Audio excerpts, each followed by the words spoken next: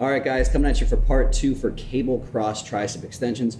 Hopefully you've watched part 1. If you haven't, I recommend you go back. That'll help you figure out handles, have you figure out body position, upper arm position. And in this video, I'm quickly going to cover some main things to focus on form.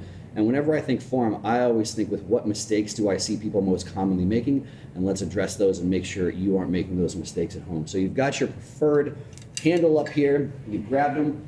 The position you want to be in to start, again, is going to be relatively close to the cables. Discussed this in the first one, but make sure those cables basically line up through the upper arm, most importantly through the elbow.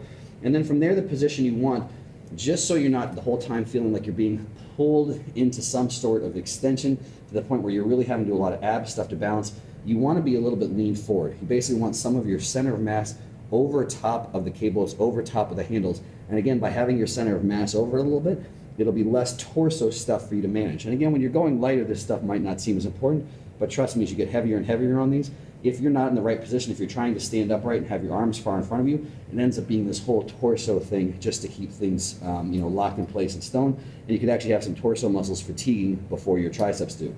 So lean forward a little bit over top of the cables. From there, pretty much the most important things for form are just keeping still what should be still. I'm just going to show you mostly with one arm. But imagine me doing the same thing with the upper arm. So I'm over top of the cables. I've got my elbows in position. From here, you want to lock your entire body in stone. So take a second to be aware of your feet. This is something I personally have to be very aware of. I bounce up and down a lot. So try and have good contact with your feet. Keep them still. Try and keep all the joints in between here and the cables locked in stone. So not bending the knees, not changing your hip angle. Lock your spine in stone. And again, when I see people really getting into it, they'll kind of let the weight bring them up, and they'll actually use their body weight to kind of initiate the motion and swing it down. So if you're doing this type of thing, if something else is moving, something else is working. So what we're trying to have happening here, again, is keeping everything else still, and the only motion we should see occurring will be at the elbow joint, triceps extending the elbow. So get over top. Lastly, one of the most kind of sneaky things to think about here is keep your shoulder blades locked in stone, especially the long head of your tricep crosses over your shoulder joint. And again, your entire humerus, your upper arm, attaches into the side of your scapula. So keeping your scapula nice and still is giving you a nice solid anchor, basically, to have a strong level of output from for this movement. So get over top, whatever shoulder blade position you feel the most comfortable in. You don't have to be fully retracted. I don't recommend that you're also fully protracted.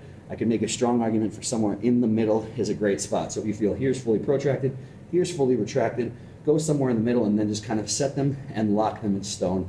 And then lastly, the upper arm is the biggest thing to manage. So you're actually gonna have to keep it kind of locked in still. Again, if you flare it out here, you can't just smash it at the side the whole time because you want the cable to line up. So you're obviously gonna have to keep some stuff around that shoulder joint still. Your rear delt's gonna be working, some rotator cuff stuff working, arguably even just a little bit of lats and things like that, and even some stuff limiting from the front.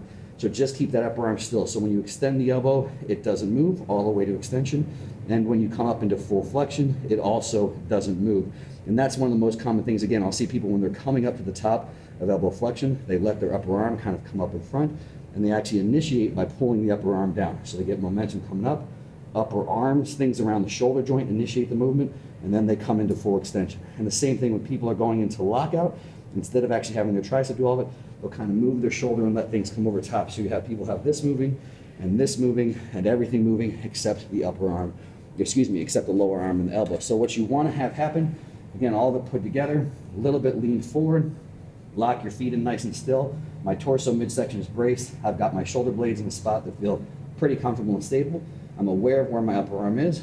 I'm taking it all the way to full extension and then all the way back into full elbow flexion, trying to keep everything completely still except my lower arm moving at my elbow joint. And I can make the argument for pretty much any exercise to really emphasize the end ranges of motion. So for here, it's a beautiful thing with this exercise is to be able to load full extension. So contract the triceps hard, maybe even pause a little bit.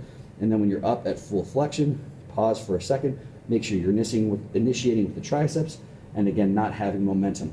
Once you're set up in the right position, if you really manage those end ranges, really contract hard, get to full extension, make sure it's your tricep getting you there, not other stuff.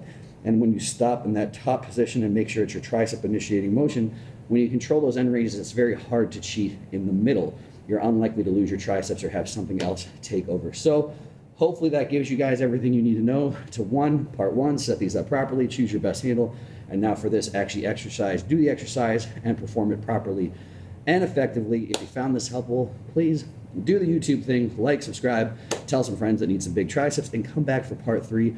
We'll discuss some more advanced stuff. What happens when you step further back, you step closer? How can you use that for different training goals? How could you use that for more advanced techniques like extended sets and things like that?